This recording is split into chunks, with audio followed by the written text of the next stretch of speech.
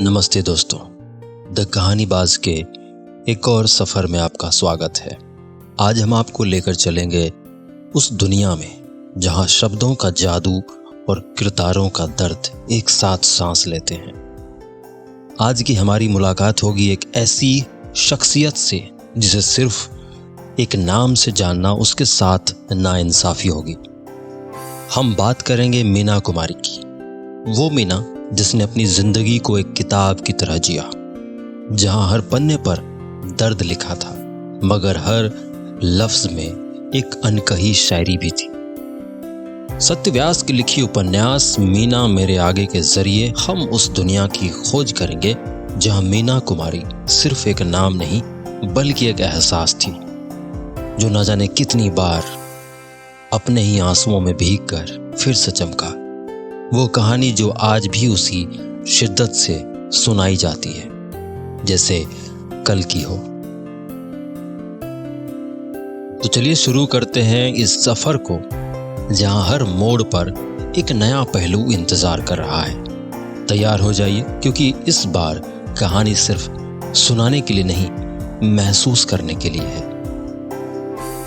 आज समाज जिस बदलाव की बात कर रहा है, जिन बेड़ियों को तोड़ने का हौसला दिखा रहा है, मीना कुमारी ने वो जंजीरें तो आधी सदी पहले ही तोड़ दी थी। वो तब पथ प्रदर्शक बनी जब इन बातों पर चर्चा तक करना गुनाह समझा जाता था। उन्होंने वो राह चुनी जिस पर चलने का साहस आज भी हर किसी में नहीं है। इस लिहाज से देखे तो मीना सिर्फ एक अदाकारा नहीं थी, वो एक मशाल थी जिसने समाज को रोशनी दिखाई, तब भी जब दुनिया अंधेरे में थी। मीना कुमारी के बारे में जितने हकीकत बयान है, उतने ही अफसाने भी तैरते हैं। हर इंसान की अपनी ही कहानी है और हर कहानी का अपना ही अलग नजरिया। कानून का विद्यार्थी होने के नाते मुझे मीना कुमारी के जीवन को समझने के लिए किताबों और दस्तावेजों की गलियों में भटकना पड़ा।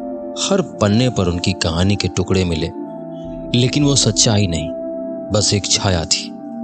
सोचता हूं काश मैं उनके वक्त में पैदा हुआ होता, फिर शायद उनकी हकीकत को किताबों में नहीं, उनकी आंखों में पढ़ पाता।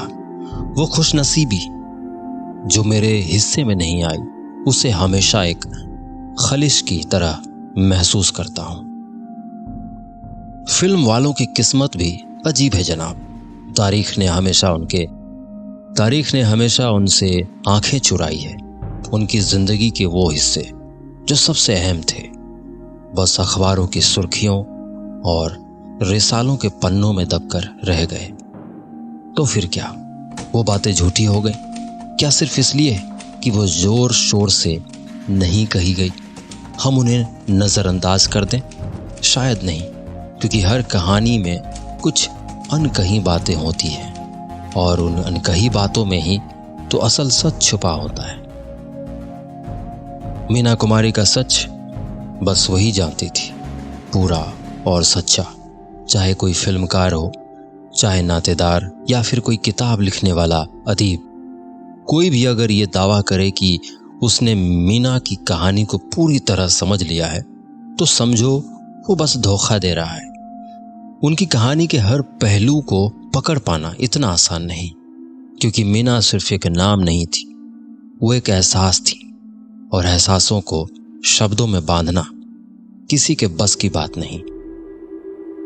मौत का फरिश्ता और मैं शुरुआती से ही लुका छिपी खेल रहे थे। वो आता तो मैं छुप जाती। सोचती हूं तो लगता है कि मौत का फरिश्ता इतनी दफा मेरी राह में खड़ा दिखा कि शायद वही मेरा सच्चा आशिक था।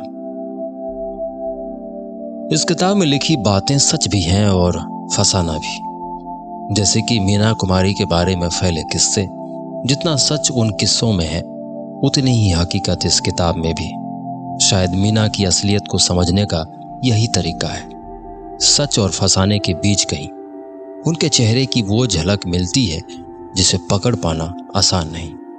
सच कहें तो मीना कुमारी का असली चेहरा उसी धुंधलके में नजर आता है जहां सच और कहानी आपस में गले मिलते हैं।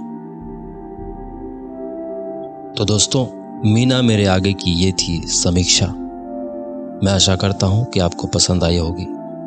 इसी तरह बने रहिए हमारे साथ और सुनते रहिए द कहानीबाज। धन्यवाद।